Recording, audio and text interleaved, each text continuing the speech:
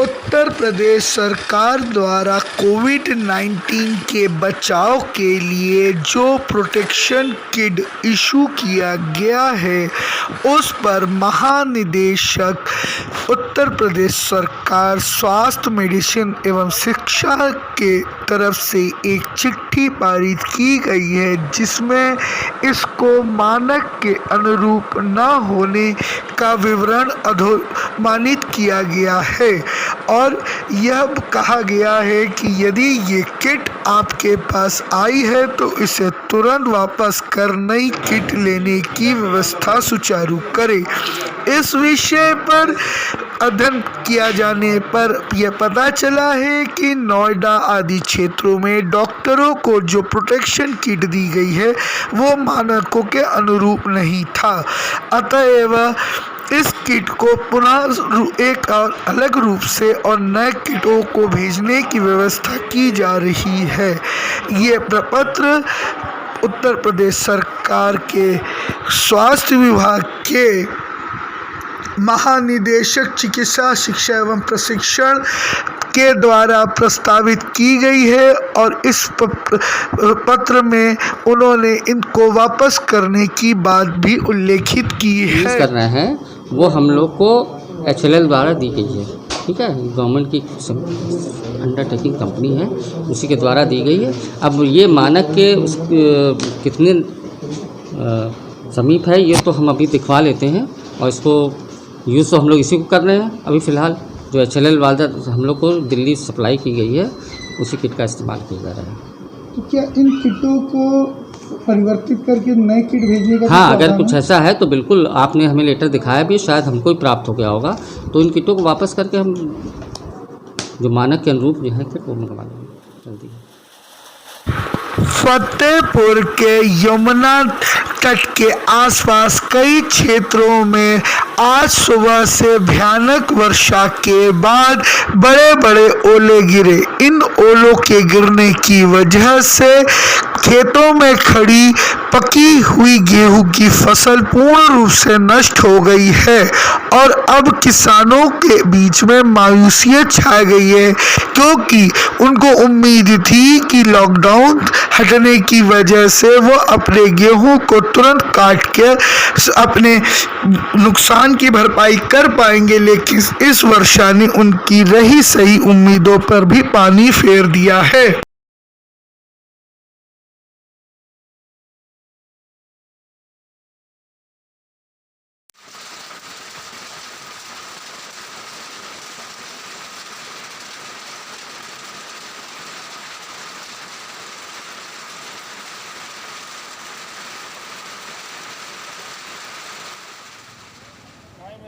लगातार बढ़ रहे कोरोना केसेस के मद्देनज़र नोएडा पुलिस ने चेकिंग अभियान में अब और ज़्यादा सख्ती कर दी है तथा दिल्ली से सटे बॉर्डरों और अन्य स्थानों से जो भी गाड़ियां अब नोएडा में प्रवेश कर रही हैं उनकी व्यापक चेकिंग की जा रही है तथा उनको रोक के उनका चालान तक किया जा रहा है।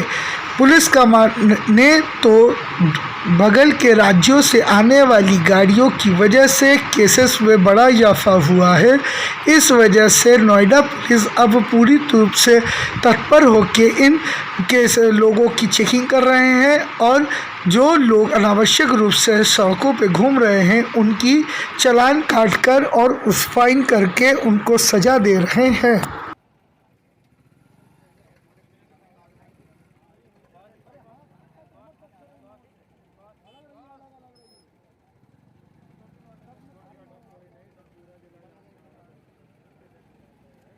लॉकडाउन का जो पहला फेज़ था उसमें हम लोगों ने बहुत सक्सेसफुली इम्प्लीमेंट कराया और पब्लिक का कोऑपरेशन था।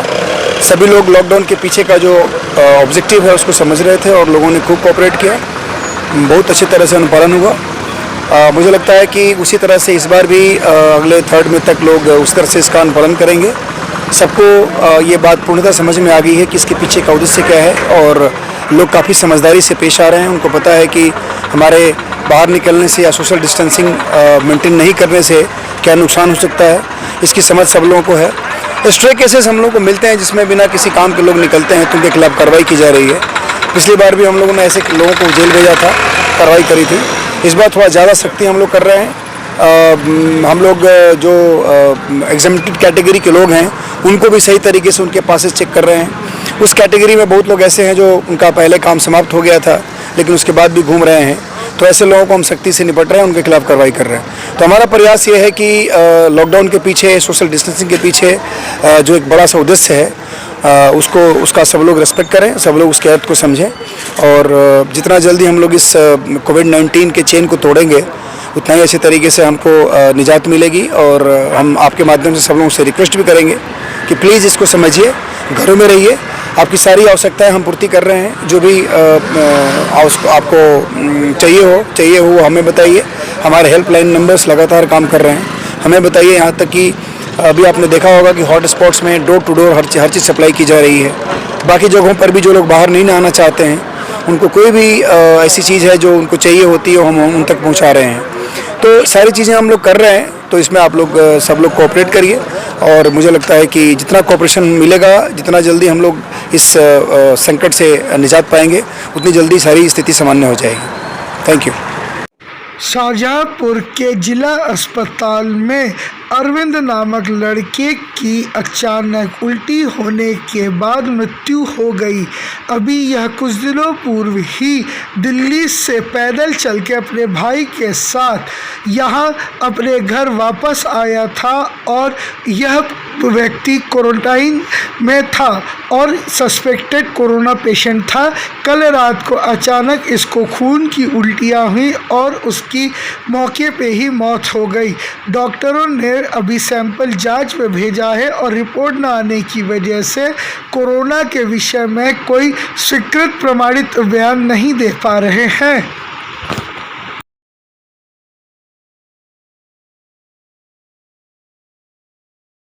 टीम अंदर है, रियाज भाई टीम अंदर है, डॉक्टर टीम अंदर है। कौन कौन है अंदर? नाम तो पता नहीं, मेडिकल कॉलेज।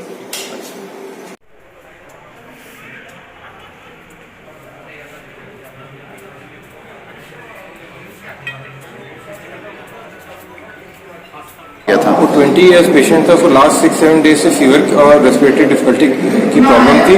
हमारे यहाँ कल ही भर्ती हुआ था। उसका स्पूटम स्वाब हमने भेजा था, रिजल्ट अवेटेड था। सस्पेक्टेड कोरोना का पेशेंट था, लेकिन स्पूटम पॉजिटिव अभी नहीं आया क्योंकि इसके रिपोर्ट इज अवेटेड। तो कैसी हालत है उसकी? उसकी रेस्पिरेटरी एम्बैरेसमेंट और कार्डियोपल्मोनरी उसको प्रॉब्लम हो रही थी, रेस्पिरेटरी डिफिकल्टी हो रही थी, फीवर था और करीब अभी टाइम आधा घंटे 1 घंटे पहले